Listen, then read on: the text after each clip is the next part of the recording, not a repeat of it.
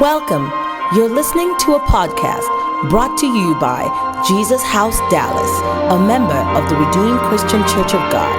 Be blessed.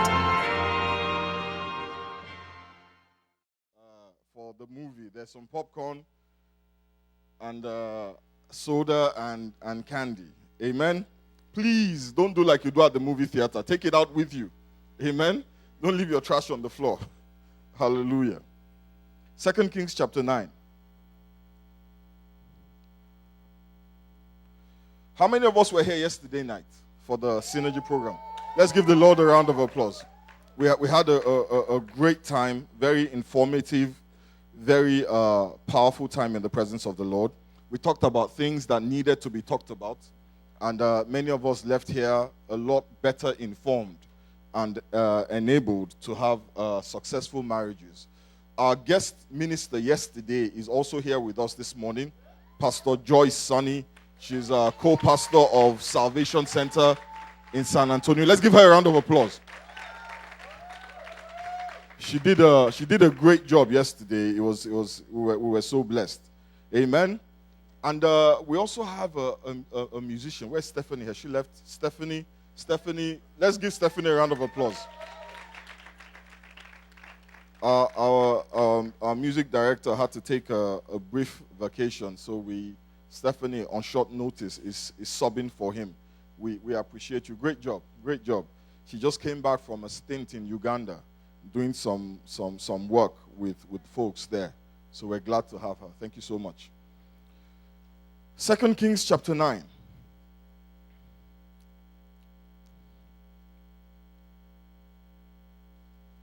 Then Elisha the prophet called one of the children of the prophets and said to him, "Gird up thy loins." You've got the wrong verse.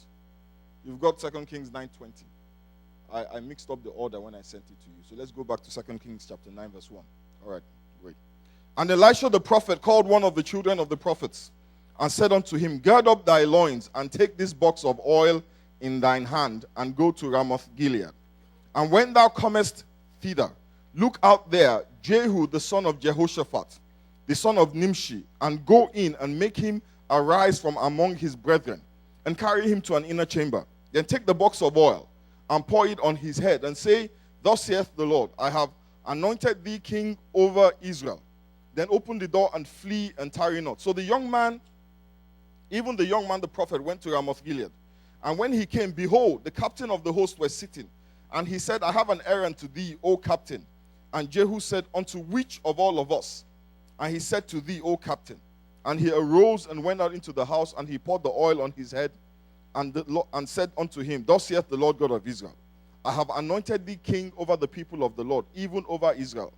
And thou shalt smite the house of Ahab thy master, that I may avenge the blood of my servants the prophets, and the blood of all the servants of the Lord at the hand of Jezebel. For the whole house of Ahab shall perish, and I will cut off from Ahab him that pieceth in the Bible.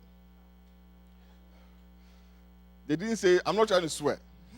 It didn't say him that peed. It said him that pieceth against the wall, and him that is shut up and left in Israel. And I will make the house of Ahab like the house of Jeroboam, the son of Nebat, like the house of Baasha, the son of Ahijah.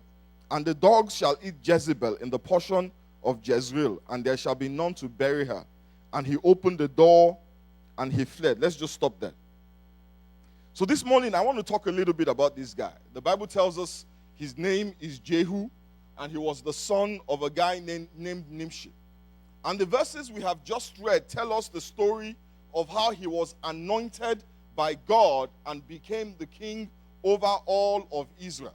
But if you go down to verse 20, you will see something that I found very interesting about Jehu. Verse 20 of 2 Kings chapter 9. Are we all there? And the watchman told, saying, He came even unto them and cometh not again. And the driving is like the driving of Jehu, the son of Nimshi, for he driveth furiously. Amen? The Bible says the driving is like the driving of Jehu, the son of Nimshi, and he driveth furiously. Jehu was known for the way that he drove a chariot. The guard, the watchman standing on the wall, saw a chariot approaching. And he said, I can't see who is driving that chariot. I can't see who is behind the wheels. But the way that thing is being driven, it can only be one man. It can only be Jehu, the son of Nimshi. Because nobody drives a chariot like that. He drives fast and he's furious. In fact, the NIV version says he drives like a maniac. Amen? I found that very interesting. Now, Jehu was anointed king over Israel. But if you read that story, you see that he was really just a regular guy. When the prophet came to anoint him, they did not find him in the place of prayer. They did not find him in the middle of Bible study. The Bible says they found Jehu hanging out with his buddies. He was just a regular guy, just hanging out. These guys were just chilling, watching the Heat and the Spurs. Amen? And out of nowhere, a prophet comes and says, forget about the game. You're supposed to be the king of Israel. And the prophet takes him into a room, puts some oil on him, and anoints him as king. Can you imagine? From hanging out watching the game, from just chilling, from just taking it easy, all of a sudden you have become king. And that is the way God works. When David was anointed as king, the Bible tells us he was watching his father's sheep, doing something so mundane. He didn't even have a great job. It was such an ordinary thing. The same thing happened with Moses. When God appeared to Moses, the Bible says that Moses was watching his father-in-law's sheep. Now, what kind of a success story is that? You're working for your father-in-law. Amen? So Moses was watching his father-in-law's sheep, and it was there, the Bible says, that God appeared to him. When Abraham was called by God, he was a grown man living in his father's house with his wife. Amen? These days, when you hear about a grown man with his wife living in his father's house, what do we think? We're like, really? Big ups. It's a big house. Maybe Uzo. Maybe Uzo is who we should be talking about. Amen? Imagine living in his father's basement. But in that place where everyone else would have thought, what a failure. What a waste. It was in that place that God came and called him out and said, leave your father's house and your mother's house and go to a land that I will show you. You see, what this tells me is that God is not a religious God. Religion says a man can only be used by God when he's attained perfection, when he's got everything together. But all of these guys, God appeared to them when they seemed the least prepared, when they seemed the least ready. God is not a God of ritual and form. He is a God that looks upon the heart of man. Amen? The Bible tells us that God says, my eyes are going to and fro, looking for a man who has got it all together, who has got a good job, drives a nice car, who has bought his first house. No, he says his eyes are running to and fro the whole earth, looking for a man whose heart is loyal towards him. In all of these men, in spite of their material circumstances, in spite of their situations, God chose them because their heart was right. Listen, God is not looking for more religious folks. He's looking for men and women who hunger and thirst after him. He is looking for men and women who in these last days will stand up and be counted for him. Now, some of them may still be living in their father's basements. Some of them may be working some unattractive jobs. Some of them may not even have gotten a paycheck in months. Some of them may be on welfare even. Some of them may be collecting a pocket money from their parents. But God doesn't care about that. Men care about those kind of things. But God could care less. God is more interested in the state of your heart. And if your heart is right, God will touch you. And the Bible says, God is not looking for these men just so that he can say, that's my guy. He's looking for them, the Bible says, so he can show himself strong on their behalf. Amen? So the young prophet anoints Jehu to be king. But there was a reason why they wanted him to be king. There was a purpose to his election.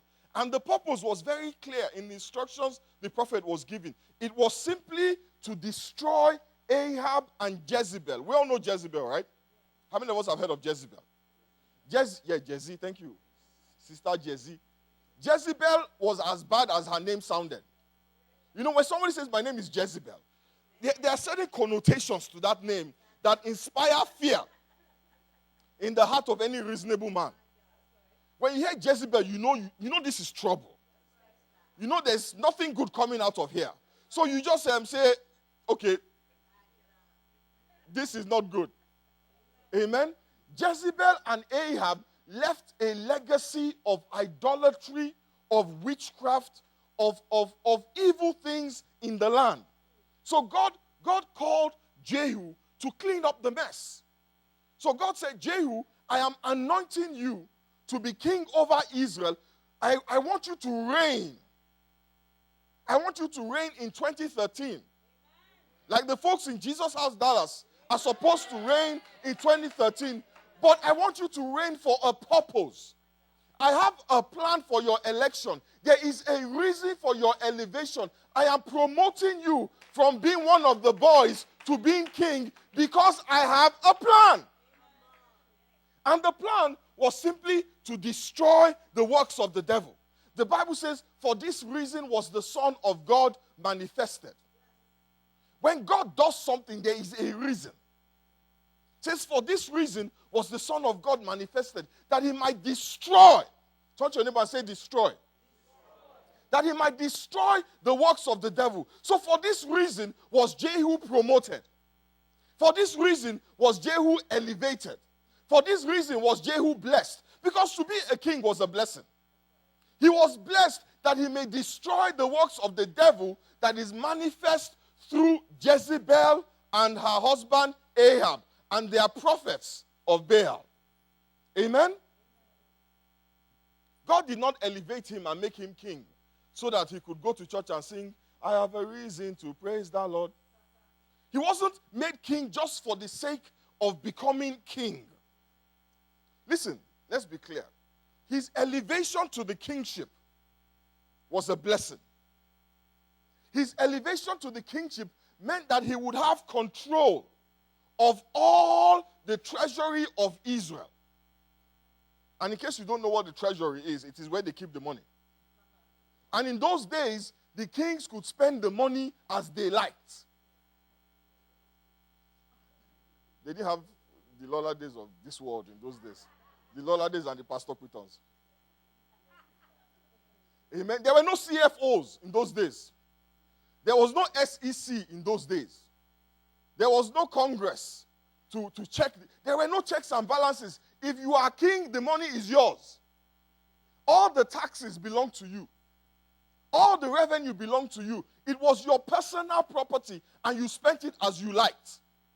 That means that for Jehu, he owned all of a sudden the wealth of one of the greatest nations on the earth. Cash. Not stocks. Cash. And he could spend it as he liked.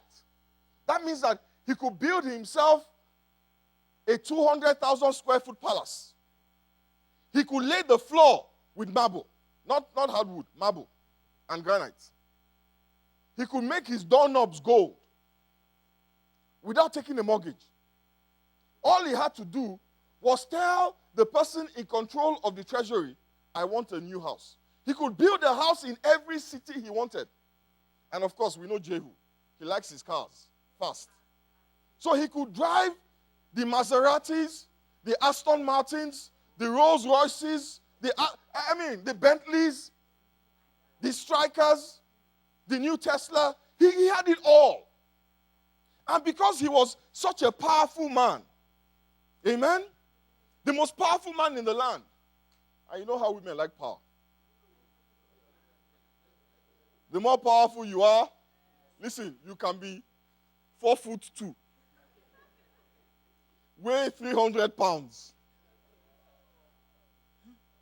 have teeth that looks like, let's not call it teeth. You can be butt ugly, have power, and there will be one woman somewhere, thank you, or more. There was no beauty queen that could have withstood the charms of Jehu. It wasn't his eyes, it was his pocketbook. The treasury of Israel was in his back pocket. And of course, you know, when you are king, everybody wants to be your friend. People are begging to hang out with you. You know? So being king was a blessed position. This is a man that was surrounded by well-trained guards.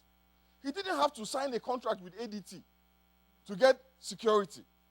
He had the elite armed forces of his country guarding him. So basically, as king, he wanted nothing. But all of these things were perks. They were the perks of being a king. But that is not why God made him king. He was a king that he might destroy the works of evil. The luxurious life was just a side benefit of being king. Did you hear me? The luxurious life was a side benefit. That was not the reason God made him king. That was just a side benefit, a perk of the job. Listen, in Israel and Judah, in those days, there were two types of kings. There were the ones who became king by reason of their birth. So their father was king, so naturally they would inherit the throne. Amen? But then there was a second group of kings, the ones that God chose and God anointed and God himself put them on the throne. But every time God chose a man, it was always to do a specific work, to achieve a specific goal. Jehu was anointed and chosen by God, just like David was anointed and chosen by God. And the only reason why God chose him was because God was confident that Jehu would fulfill and achieve the purpose of his calling.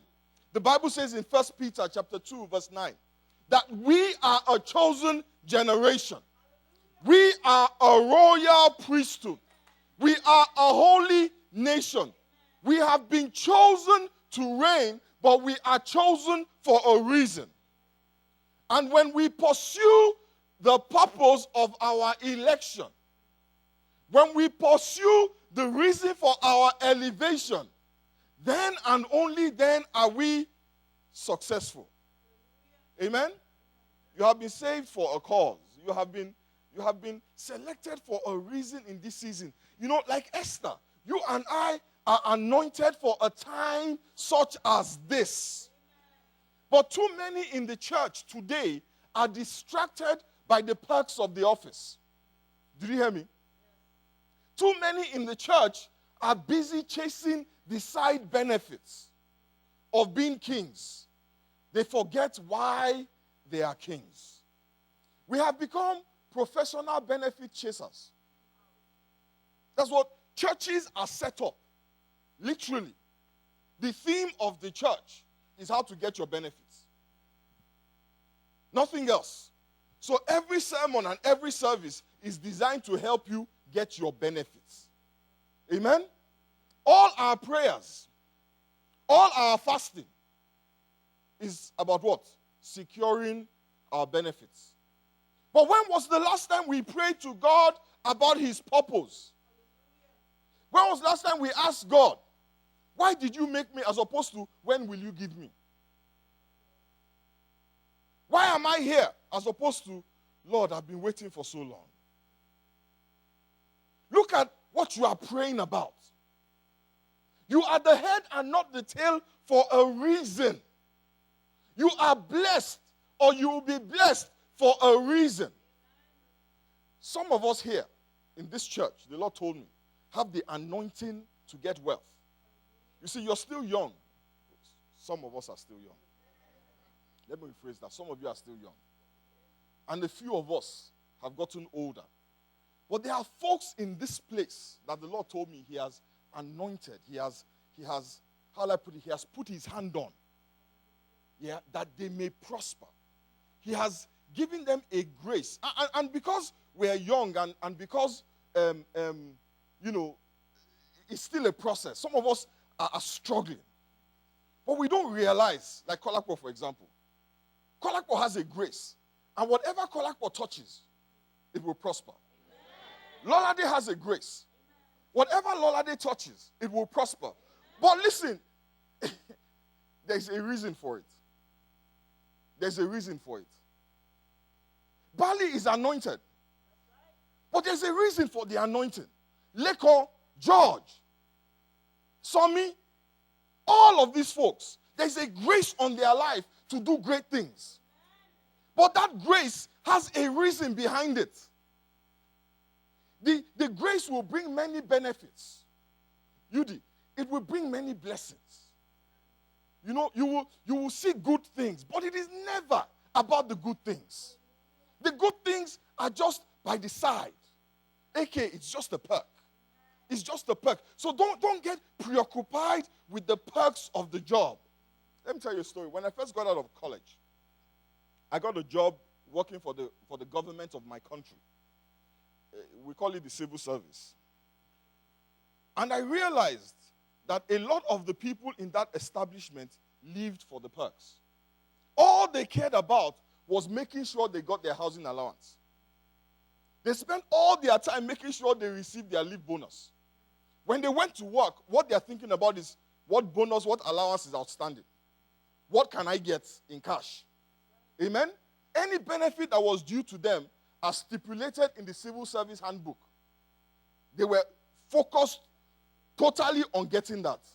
Now, one of the things that used to happen in my office was that every year in December, the organization that I worked for would give out what we called corporate gifts, right? They would give out calendars, they would give out diaries, they would give out pens, they would give out watches, sometimes very expensive watches. They would give out key holders, key fobs, and stuff like that. But they would also buy cows. In Africa, in Christmas, you had to kill something. Yeah, if you had to kill something. And depending on how, to kill, and when I say kill, it's kill and eat.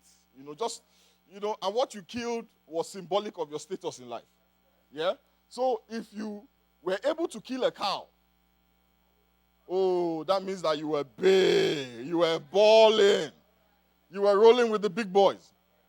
Some people could only afford a chicken. Some people had to go and buy frozen turkey because that's what they could afford. So the organization for the directors, amen, they would distribute to the directors cows. Every director in the organization would get a cow. Then the managers would get rams. The senior officers would get goats. The junior officers got turkeys. And the non-officer staff, the clerical staff, they got chickens. Now, this happened in December. Every year, they spent so much money on those gifts. But you see, the list for December was compiled around March, February, March. It's as if, after January is the next one. So people spent the whole year lobbying to move from goats to cow. Literally, they spent the whole year to move from chicken to turkey. And in December, when the chickens are being given, you could tell who had moved up the ladder of success by the sound his animal made.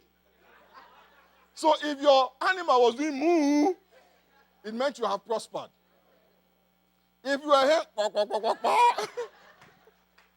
it meant that things were not quite so good for you. Amen? From March to December, that is what anybody talked about. That is what anybody thought about. In addition to leave bonus, in addition to calendars, we lived for the benefits. We lived for what we could get out of the job. Nobody ever talked about the job. How can you be a better public relations officer? No, no, no, no, no, no, no. It was more like, how can I make sure that this year, that calendar will not pass me by? I heard that this year, the diaries are being made in England. Last year, they were made in China. But this year, they're being made in England. I must get one. In fact, you know what? I must get one for myself, for my wife, for my children, us four, and then my uncle in the village. It would be nice to send him a calendar. And that was what people thought about the whole year. And they did no work.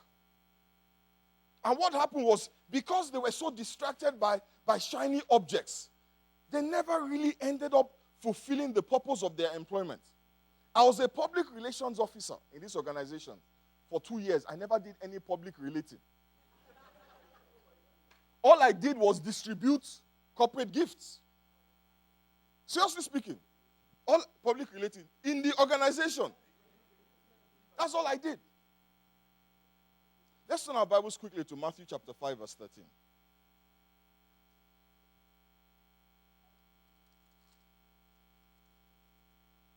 Matthew 5.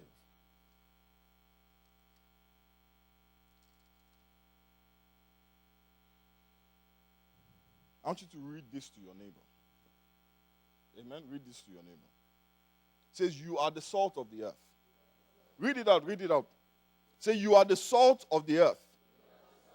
But if the salt have lost his savor, wherewith shall it be salted? It is thenceforth good for nothing, but to be cast out, and to be trodden under foot of men. You are the salt of the earth. That's what the Bible says. It says, you are the salt of the earth. But if the salt loses its saltiness, if the salt is no longer salty, if the salt is no longer achieving its purpose, of what use is the salt? It is not good for anything except to be thrown out. The Bible says trampled underfoot. Salt has certain abilities that are inherent to it, that are contained in it, because of its chemical composition. We all know what salt does. It does two things. Number one, salt adds flavor. Amen?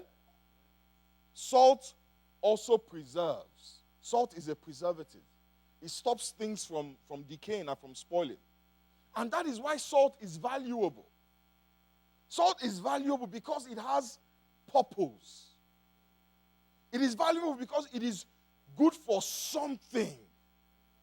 It is valuable because of its ability to influence and change. That is what salt does. It influences the taste of food and changes the natural progression of food. So without salt, things will decay. Without salt, things will be bland and flavorless. But when the salt loses its ability to change flavor, when the salt no longer stops decay, the Bible says the salt is useless. I believe many in the church today, it is not that they've lost their saltiness. They just never knew. And they just never had it. They don't know because they did not care to know. Too many in the church are too busy trying to upgrade from plastic salt shakers to stainless steel salt shakers. And then maybe one day God will put me in a gold or platinum salt shaker. And we forget that the salt shaker is just a side benefit. We only have it because of our purpose. My challenge to you today is to discover your saltiness. How salty are you? What are you changing? What are you impacting? How is your environment, your immediate environment different?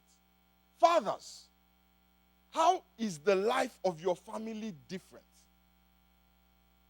If you died today, what would be different? Don't tell me money. Because you'll be surprised how quickly your wife will remarry. I'm telling you the truth. I hope you know that the happier the marriage, the faster the remarriage. Oh, yes. Yes, because if your spouse dies after a very happy marriage, you are in a hurry to duplicate the happiness. You're not used to being alone. So you marry quickly. It's tough, right? But that's life. You can make them promise. Don't marry me. Don't marry anybody anymore. Let's meet in heaven. It's okay. Everybody will promise. If you don't, you sleep on the couch. In what way are you adding to your environment? In what way are you preserving from decay? Or are you contributing to the decay? What are you doing with your gifts and your talents? What are you doing with your abilities? What are you changing? What are you influencing? What difference are you making? Seriously speaking, if you disappeared off this planet today, apart from your immediate family, who would miss you? And for some of us, our immediate family will just be like, phew. Seriously speaking, we take, but we don't give. We use, but we don't add. It is time for you to understand, my brothers and sisters. The blessings are just perks. You know that's why the Bible says, seek ye first the kingdom of God. And everything else will be added. You know why it's added? It's a side benefit of being in the kingdom. Now we chase the additions, not the kingdom. It is time. It is time for you. This year you've been called to reign. Instead of asking God for the perks of the office, ask him what the office is about. Ask him that, Lord, you said this is my year to reign. What does that mean? What is the purpose for which you have elevated me from the humdrum and the ordinary? Why am I a royal priesthood? Why am I a chosen generation? Why was I saved at this time? It might be just one friend that you have, just one person that the Lord brings into your life. I heard a testimony yesterday of a guy who was in the army. Pastor Koye was telling us this. He was in the army, and when they sent him off to boot camp, he had a miserable experience. He was traumatized by his experience because it was a totally foreign environment for him. And he would pray that God should help him, God should help him. And one day God said to him, preach the gospel, start preaching to people. And he told us that the day he started preaching to people was the day the despondency lifted. The day the traumatic mentality, the oppression that he was under, that day it disappeared. But imagine how much time he would have spent praying and fasting for the oppression to disappear. But when he discovered his purpose in being in that boot camp, do you know what he said to? He said there was a woman in the army who was a self-confessed atheist. And she said to him, after his time around her, that these days I pray. These days I pray. You know what he did? He was salt. He was salt. He was salt. He discovered in that boot camp his saltiness. You need to discover your saltiness. For many of us, the blessings that we are chasing, they are locked up in the discovery of our saltiness. As we bow our heads to pray this morning, let your prayer not be, God, that car that I've been asking you for, that job that I've been begging you for, that promotion. Let your prayer be, God, what do you want me to do? What do you want of me? What is my purpose? What is my calling? Where can I bring flavor? To what can I add flavor? To what can I prevent decay? It is time for us to stop chasing the perks of the office and to instead fulfill the purpose of that office.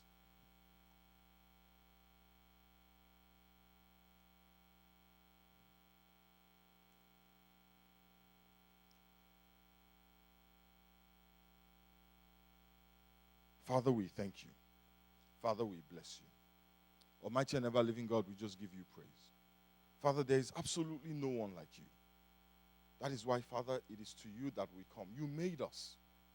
And when you made us, there was a reason behind our creation. Father, you have blessed us. We are in this country, in this nation, at this time for a reason. There is a reason why we are here. Help us, Father, to focus on the reason why we are here. Some of us think we came here to to meet economic needs. In the same way, Saul was looking for sheep. But it was in that place and at that time that you made your calling clear. Father, reveal your will to your children. Reveal your word to your children. Let your counsel be clear. That, Father, we may fulfill the purpose for which we have been called. That your name may be glorified in our lives. In the mighty name of Jesus we pray.